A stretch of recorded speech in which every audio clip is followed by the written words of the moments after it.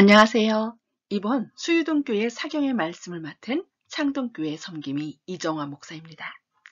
사경회는 초기 우리나라 교회의 부흥과 발전에 원동력이 되었다고 평가되고 있는 교회의 중요한 행사입니다. 이 중요한 행사를 코로나로 인해 대면 예배를 잘 못 보는 상황 가운데 온라인으로나마 함께 말씀을 나누게 되어 무척 기쁘게 생각합니다. 이번 사경회의 총 제목은 남은 자손과 선악의 대쟁투입니다. 함께 일주일 동안 말씀을 통해 우리가 주님께 더 가까이 나가는 시간 되시기를 기도합니다. 혹시 메타인지라는 말을 들어보셨나요? 아마 메타버스라는 말은 많이 들어보셨을 것입니다. 요즘 메타버스라는 말이 많이 나오는데 이 메타버스는 가상세계를 뜻합니다. 그렇다면 메타인지는 무슨 뜻일까요?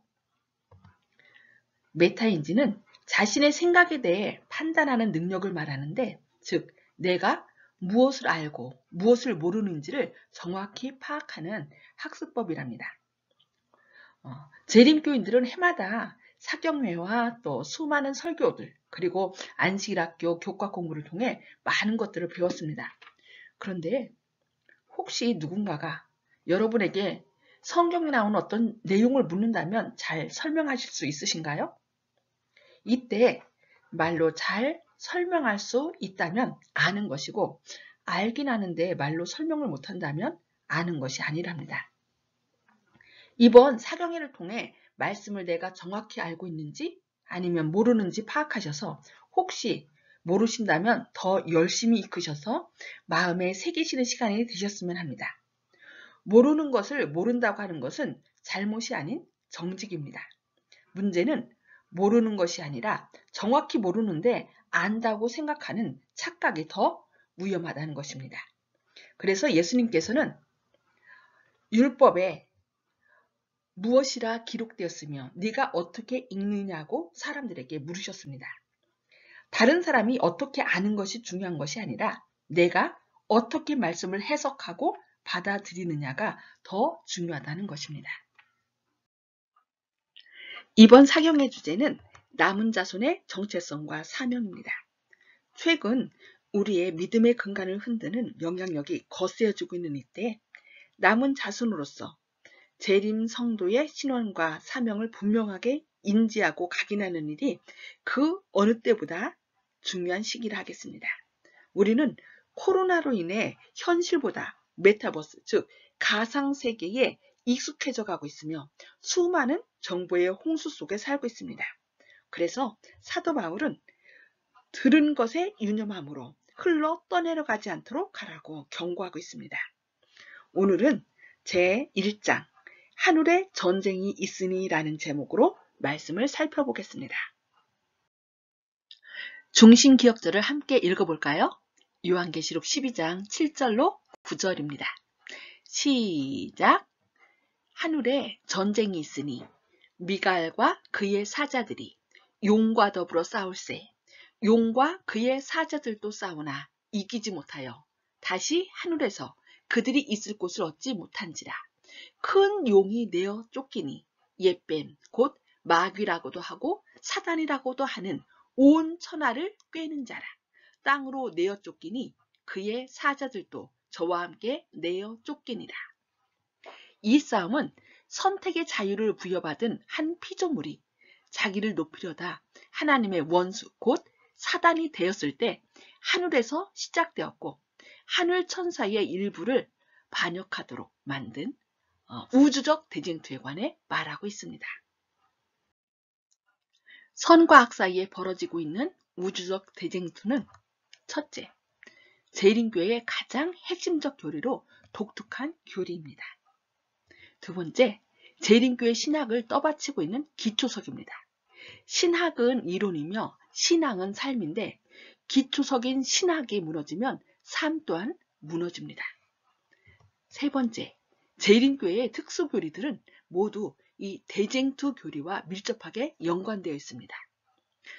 특수교리는 일반 기독교에서 듣지 못하는 재림교회 안에서만 들을 수 있는 이런 하늘 성소, 세천사의 기별, 재림전 조사심판, 예언의 신, 하나님의 인과 또 짐승의 표 같은 교리들인데 모두 대쟁투 교리와 밀접하게 연관되어 있습니다. 재림교회는 28개의 기본교리를 가지고 있습니다. 기본교리 가운데 이번에 연구하는 대쟁투는 8번째 교리입니다. 대쟁투에 관한 공식 견해를 한번 살펴보겠습니다. 모든 인류는 하나님의 품성과 그의 율법과 우주를 다스리시는 그의 주권에 대하여 그리스도와 사단 사이에 벌어지고 있는 대쟁투에 관여되어 있다. 이 싸움은 선택의 자유를 부여받은 한 피조물이 자기를 높이려다가 하나님의 원수 곧 사단이 되었을 때 하늘에서 시작되었고 하늘 천사의 일부를 반역하도록 만들었다. 사단은 아담과 하와가 죄에 빠지도록 함으로 이 세상에 반역의 정신을 들여왔다. 이러한 인류의 죄는 그들 가운데 있는 하나님의 형상을 일그러지게 하고 창조된 세계의 질서를 파괴해서 전 세계적인 홍수 때에 무서운 황폐를 가져오게 하였다. 이 세상은 모든 피조물이 지켜보는 우주적인 싸움의 전장이 되었고 이 투쟁에서 결국 사랑의 하나님이 궁극적으로 옹호받으실 것이다. 이 대쟁투에 가담한 그의 백성을 돕기 위하여 그리스도께서는 성령과 충성스러운 천사들을 보내사 그들을 인도하시고 보호하시고 구원의 길에 서 있는 그들을 지원하신다고 기본교리 8번째에 말하고 있습니다. 선악의 대쟁투에 대한 재림교의 이해는 시간상으로는 지구 창조 이전부터 시작되며 공간적으로는 온 우주를 포함합니다. 다른 교단의 선악의 대쟁투에 대한 견해는 구체적이지 않고 사람의 구원 문제에 관련해서만 다룹니다. 하지만 재림교회의 선악의 대쟁투에 대한 견해는 전 우주를 배경으로 하며 특히 우주에서의 죄 문제와 매우 밀접히 연관되어 있습니다. 대쟁투 교리의 중요성을 살펴보겠습니다. 첫째, 대쟁투는 하나님의 변함없는 사랑의 증거들을 보여줍니다. 선악의 대쟁투가 하늘에서 처음으로 시작된 때부터 반역이 영원히 정복되고 죄악이 전멸될 때까지의 역사도 또한 하나님의 변함없는 사랑의 증거이다 하고 부조화성기사 33쪽에서 말씀하고 있습니다. 사랑이란 감정이 아닙니다. 사랑은 하나님이 갖고 계시는 하나의 원칙을 의미합니다. 감정은 변할 수 있지만 원칙은 절대 변하지 않습니다. 원칙으로서의 하나님의 사랑은 선과 악 사이에 벌어지는 대쟁투를 통해 나타납니다. 사랑의 원칙은 선악의 대쟁투를 깊이 이해할 때 더 풍성해지고 자라납니다. 선악의 대쟁투에 대한 올바른 이해는 그리스도교 신앙의 핵심적 요소 중 하나임이 분명합니다. 두 번째, 우주적 관점에서 예수 그리스도의 삶과 죽음의 중요성을 보여줍니다. 성경은 선과 악, 하나님과 사단 사이의 우주 전쟁을 묘사하고 있다. 전 우주가 관여되어 있는 이 대쟁투에 대한 이해는 예수께서 왜 이 지구에 오셨는가라는 질문을 푸는데 도움이 된다고 교리주의 113쪽에서 말씀하고 있습니다. 그리스도의 생애는 하나님의 공의와 선하심을 옹호하였고 하나님의 율법과 정부는 공정하다는 것을 입증하였다. 그리스도는 하나님에 대한 사단의 공격이 전혀 근거가 없는 것임을 드러내셨으며 하나님의 능력과 은혜를 전적으로 의지함으로 말미암아 죄인들이 매일의 유혹들로 인한 괴로움과 좌절을 딛고 일어서서 죄에 대한 승리의 생애를 살 수 있음을 보이셨다고 같은 책 119쪽, 120쪽에서 말씀하고 있습니다. 예수 그리스도의 십자가의 죽음은 죄인의 구원만을 위한 것이 아닙니다. 예수 그리스도의 십자가의 죽음은 전 우주를 배경으로 벌어지는 선악의 대쟁투에서 일어난 일이기 때문에 우주적 관점에서도 매우 중대한 사건입니다. 세 번째, 대쟁투는 재림교회의 정체성과 밀접히 연관되어 있기 때문입니다. 정체성은 존재의 이유를 말합니다. 남은 자손에 대한 재림교회의 이해는 대쟁투 교리의 근거를 두고 있습니다. 하늘성소, 세천사의 기별, 재림전 조사심판, 예언의 신, 하나님의 인과 짐승의 표 모두 대쟁투 교리에 기초를 두고 있습니다. 대쟁투 교리는 재림교회 신학의 핵심이며 재림교회가 어떤 교회인지를 보여주는 가장 중요한 요소입니다. 대쟁투 교리에 대한 이해가 없다면 재림교회에 구별된 특별한 가르침을 이해하기 어렵습니다. 대쟁투 교리를 통해서만 엘렌 화이트와 그의 저술의 역할을 올바로 이해할 수 있습니다. 세 번째, 대쟁투의 기원을 살펴보겠습니다. 선악의 대쟁투는 하늘에서 시작되었습니다. 이 싸움은 선택의 자유를 부여받은 한 피조물이 자기를 높이려다 하나님의 원수 곧 사단이 되었을 때 하늘에서 시작된 싸움입니다. 계시록 12장 7절로 8절 말씀입니다. 하늘에 전쟁이 있으니 미가엘과 그의 사자들이 용과 더불어 싸울세. 용과 그의 사자들도 싸우나 이기지 못하여 다시 하늘에서 그들이 있을 곳을 얻지 못한지라.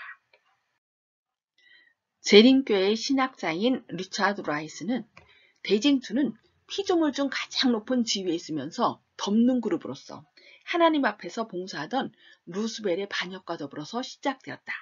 루스벨은 하나님의 권력을 탐내고 그분의 권위에 분개하면서 자신의 동료 천사들 사이에 불화의 씨를 뿌렸다. 그의 저기가 그로 공공연한 반역에 이르도록 하였으며 마침내 그는 천사의 3분의 1을 설득하여 그의 반역에 가담하도록 하였다. 그 결과 그들은 하늘에서 쫓겨남을 당하였다고 말합니다. 대쟁투의 핵심 쟁점을 살펴보겠습니다. 대쟁투는 죄 문제로 시작해서 죄 문제를 해결함으로 끝납니다. 대쟁투에 대한 연구는 죄에 대한 올바른 이해가 필수 조건입니다. 죄에 대한 연구는 매우 광범위합니다. 죄의 본질을 이해하려면 하나님이 죄의 문제를 처리하는 과정을 보아야 합니다. 죄에 대한 개념의 중요성. 죄에 대한 개념은 구원의 개념에도 영향을 끼칩니다. 왜냐하면 구원은 죄로부터의 구원이기 때문입니다. 죄는 하나님과 반대되는 것입니다. 절대적 선과 의의 유일한 기준은 하나님이십니다. 하나님의 성품, 뜻, 말씀, 율법, 목적에 조화되지 않는 모든 것은 죄입니다. 그래서 죄의 문제 해결은 원 상태로 회복되는 것입니다. 그래서 시대의 소망 824쪽에서는 복음의 진수는 회복이라고 말씀하고 있습니다. 그렇다면 인류는 어떤 이유로 우주전쟁에 휘말리게 되었을까요? 사단이 아담과 하와가 죄에 빠지도록 함으로 이 세상에 반역의 정신이 들어왔으며 이로 인해서 인류 또한 이 우주전쟁에 휘말리게 되었습니다. 사단은 하늘에서 추방되었을 때 이 지구를 그의 나라로 삼으려고 단호히 결심하였다. 아담과 하와를 유혹하여 그들을 정복하였을 때 그는 이 세상이 그의 소유물이 되었다고 생각하였다. 왜냐하면 아담과 하와가 그를 그들의 통치자로 선택하였기 때문이라고 그는 말하였다. 그는 죄인을 용서하는 것은 불가능하므로 타락한 인류는 그의 합법적 백성이며 이 세상은 자신의 소유라고 주장하였다. 하늘에서 시작된 대쟁투는 사단이 자기의 소유라고 주장하는 바로 이 세상에서 결판날 것이었다고 부좌선지자 69쪽에서 말씀하고 있습니다. 대쟁투의 쟁점. 기본교리는 대쟁투를 하나님의 품성과 그의 율법과 우주를 다스리시는 그의 주권에 대하여 그리스도와 사단 사이에 벌어지고 있는 대쟁투라고 말하고 있습니다. 선악의 대쟁투의 쟁점은 세 가지인데 하나님의 율법과 하나님의 품성 그리고 그분의 주권입니다. 하나씩 살펴보도록 하겠습니다. 첫째, 하나님의 율법. 대쟁투는 최초부터 하나님의 율법에 관한 것으로 사단은 처음부터 율법을 공격함으로 그 율법 제정자의 권위를 뒤집어 엎으려고 하였다고 부조화 선지자 69쪽에서 말씀하고 있습니다. 하늘에서 대쟁투가 시작된 시초부터 하나님의 율법을 전복하는 것이 사단의 목적이 되어 왔다. 사단은 이 일을 성취하기 위하여 창조주를 반역하였다. 그는 하늘에서 쫓겨났지만 이 세상에서 여전히 동일한 그 싸움을 계속해오고 있다. 인류를 기만하여 하나님의 율법을 범하게 하는 것이 그가 꾸준히 추구해오는 목적이라고 대쟁투 582쪽에서 말씀합니다.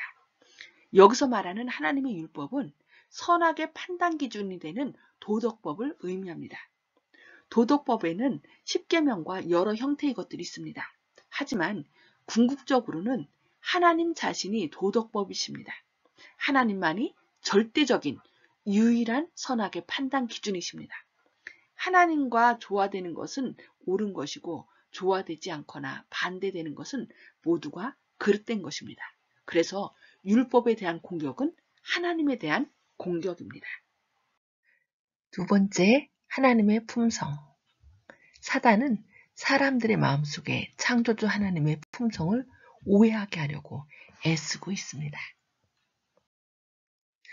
각 시대의 대쟁투 10쪽에서는 사단은 하나님의 품성을 그릇되게 나타내어 사람들에게 창조주에 대한 그릇된 관념을 가지게 하므로 하나님을 사랑하기보다는 도리어 무서워하고 미워하게 하고자 애를 썼고, 하나님의 율법을 버리고 사람들이 율법의 욕구에서 벗어난 것으로 생각하게 하려고 노력하였고, 각 시대를 통하여 그의 기만에 항거하려는 사람들을 시종일관 핍박해왔다고 말씀하고 있습니다. 하나님의 율법과 품성은 두 가지가 아니라 하나입니다. 사단은 하나님을 두렵고 위협적인 존재로 오해하게 합니다. 그래서 기독교인 중에 많은 사람이 하나님을 두려움의 대상으로 생각합니다. 대쟁투의 쟁점 세 번째, 하나님의 주권입니다. 창조주 하나님이 우주에 대한 절대적 주권을 소유하는 것은 지극히 당연합니다. 하지만 사단은 절대 주권을 인정하지 않습니다. 사탄은 하나님의 주권을 무너뜨리기 위해 끊임없이 노력하고 있습니다. 부조와 선지자 69쪽에서는 대쟁투는 최초부터 하나님의 율법에 관한 것이었다. 사단은 하나님이 불공평하시며 그분의 율법에 결함이 있고 우주 행복을 위하여 그것을 변경해야 할 필요가 있다는 것을 증명하려고 애써왔다. 율법을 공격함으로 그는 그 율법 제정자의 권위를 뒤집어 보려고 하였다. 그 대쟁투에서 하나님의 율례의 결함이 있어 변경해야 하는지 혹은 완전하여 변할 수 없는 것인지가 나타나게 될 것이었다고 말씀하고 있습니다. 하나님의 율법은 그분의 품성을 드러내는데 왜 사탄은 하나님의 율법을 공격할까요? 사탄은 그 율법의 제정자이신 그분의 권위를 무력화시키려는 것입니다. 사탄은 하나님의 율법을 끊임없이 교묘하게 훼손해서 하나님의 정부, 그리고 더 나아가 하나님 자신까지도 타도하려고 시도한다고 교리주의 116쪽에서 말씀하고 있습니다. 이상 살펴본 대쟁투에서의 사단의 주장을 요약하면 다음과 같습니다. 첫째, 하나님의 율법은 완전하지 않고 결함이 있다. 고로 피조물들의 행복을 위해 변경되거나 폐지되어야 한다. 두 번째, 하나님은 전제적 통치 군주이다. 그분은 피조물의 행복이 아닌 자신의 영광만을 추구한다.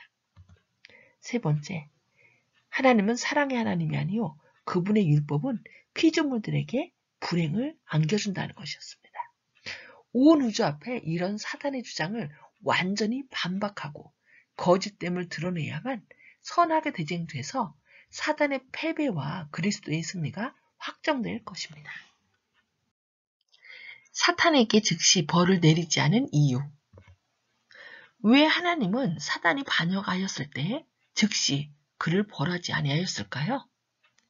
이 질문은 그리스도인이든 또 믿지 않는 사람이든 자주 하는 질문입니다. 우리가 알다시피 죄의 값은 사망입니다.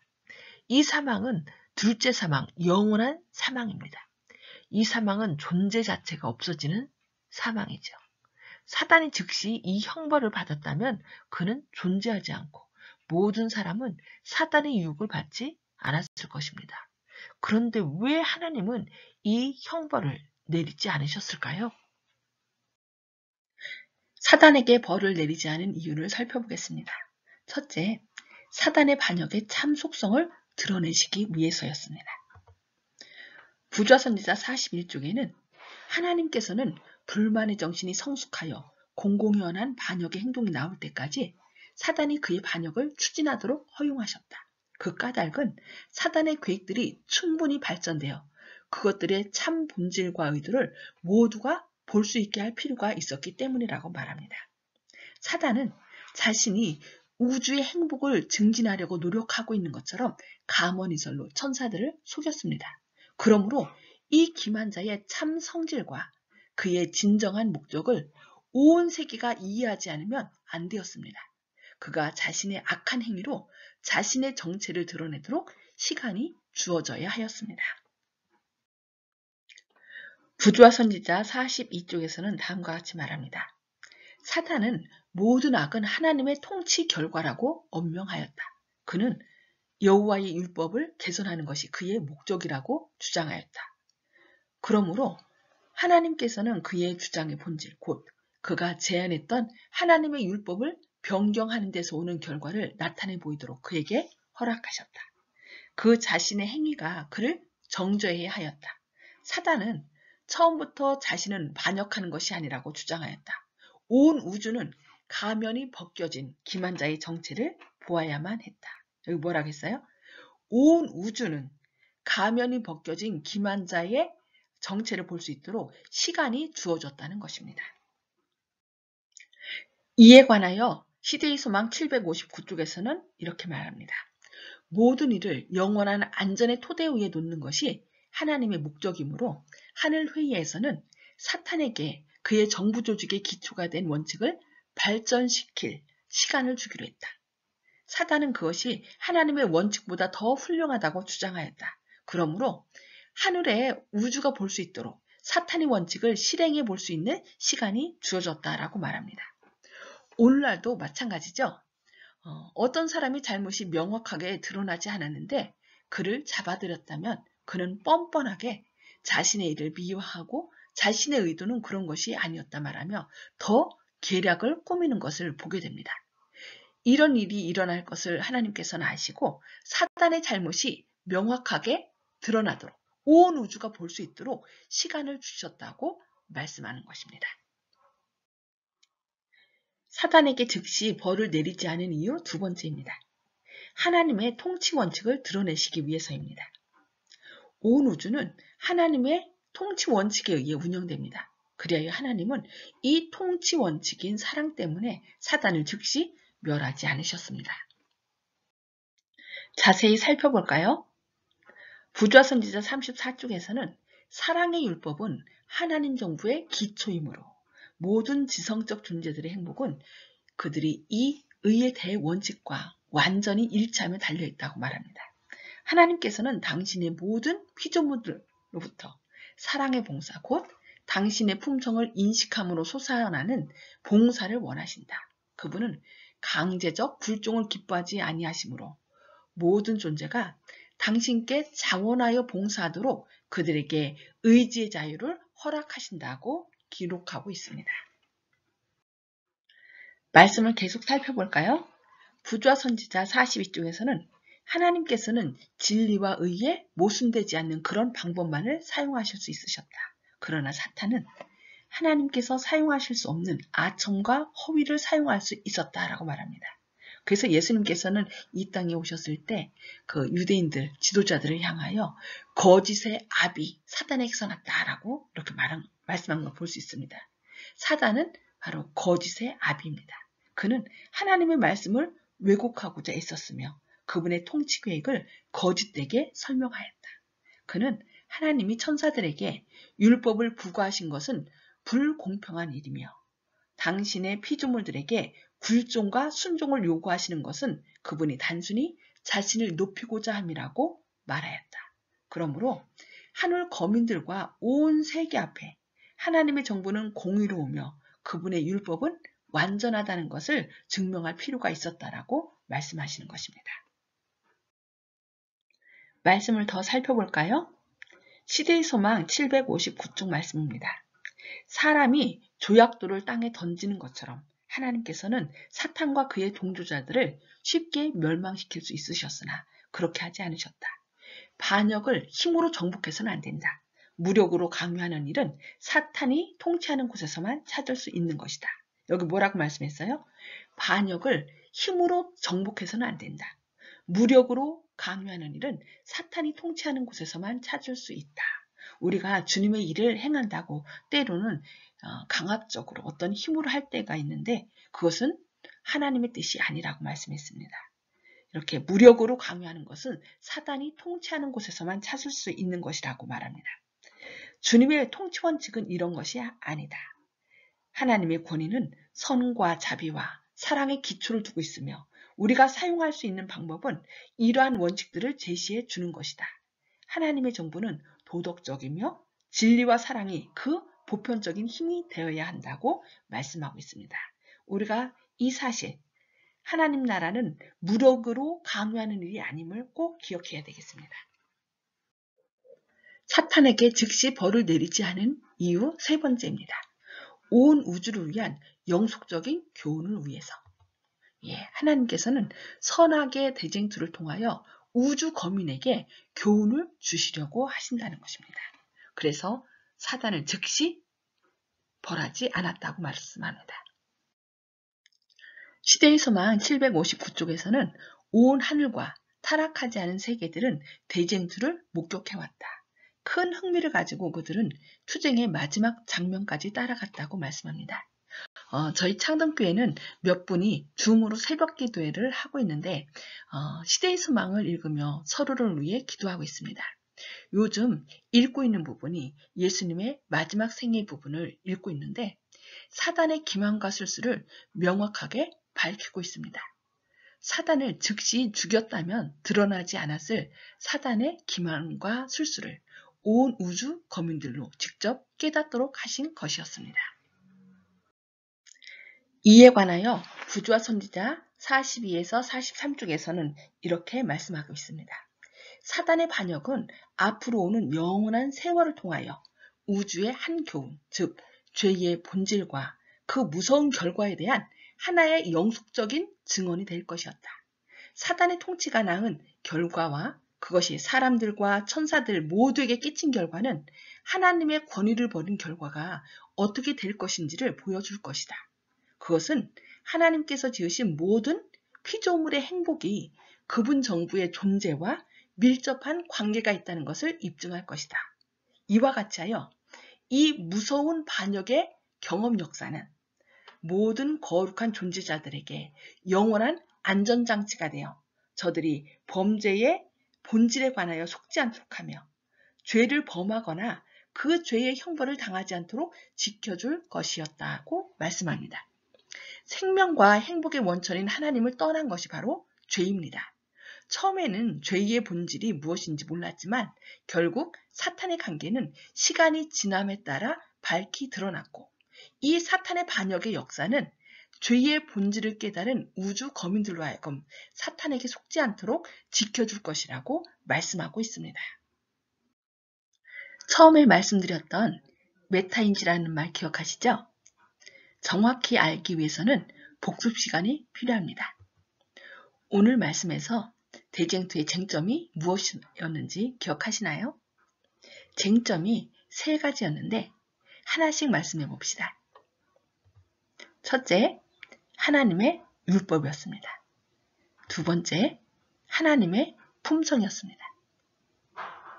결국 하나님의 율법은 하나님의 품성의 계시이기 때문에 율법과 품성은 하나입니다. 그리고 마지막은 하나님의 주권입니다. 대쟁투의 쟁점은 결국 사랑의 하나님께서 우리를 다스리시는 것에 대해 반기를 드는 것입니다. 하늘에서 시작된 이 대쟁투는 각 사람의 마음속에 누구를 주인으로 모실 것인지에 대한 싸움인 것입니다. 복습 두 번째 문제입니다. 사단에게 즉시 벌을 내리지 않은 이유는 무엇이었을까요? 네, 첫 번째, 사단의 반역의 참 속성을 드러내시기 위해서였습니다. 거짓의 아비인 사단이 가면을 쓰고 가먼이설로 천사와 우주거민을 유혹했기에 그들은 사단의 참 속성을 몰랐습니다. 그래서 하나님은 시간을 주어 사단의 속성이 드러나기를 기다리신 것입니다. 두 번째, 하나님의 통치 원칙을 드러내시기 위해서였습니다. 하나님의 통치 원칙은 사랑의 섬김이죠. 네, 사랑의 섬김이 드러나 사람들이 자원하여 하나님을 섬기도록 하셨던 것입니다. 마지막으로 온 우주를 위한 영속적인 교훈을 위해서 지구에 사는 사람만이 아닌 온 우주 거민들에게 그 사단의 참 속성이 드러나 그들이 스스로 하나님을 선택하도록 영속적인 교훈을 주기 위해서였습니다. 사경의 첫날 제1장 하늘에 전쟁이 있으니 요약입니다. 하나님께서는 사단이 반역한 즉시 멸망시키지 않으셨고 그에게 하나님의 통치 원칙보다 우수하다고 주장한 자신의 통치 원칙을 충분히 발전시킬 수 있는 시간을 주셨습니다. 그래서 우주의 모든 지적 존재들에게 사단의 속성과 반역의 결과를 분명히 이해하게 한 것입니다. 하나님께서는 하나님의 통치 원칙, 즉 사랑의 봉사죠. 하나님의 통치 원칙, 사랑의 봉사와 사단의 통치 원칙, 거짓과 강요의 사이에서 그 차이점을 통해 우리가 자원하여 하나님 편에 서겠다는 선택을 하게 하십니다. 하나님이 두려워서가 아니라 하나님의 사랑을 깨닫고 자원하여 경배하도록 시간을 주신 것입니다.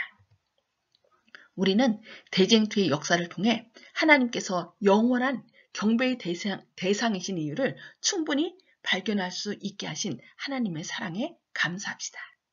네, 책을 다시 한번 읽어보시고 마음판에 하나님의 사랑을 새기시기 바랍니다. 내일은 제2장 대쟁투와 구속의 경륜을 함께 연구하도록 하겠습니다. 경청해 주셔서 감사합니다. 내일 뵙겠습니다.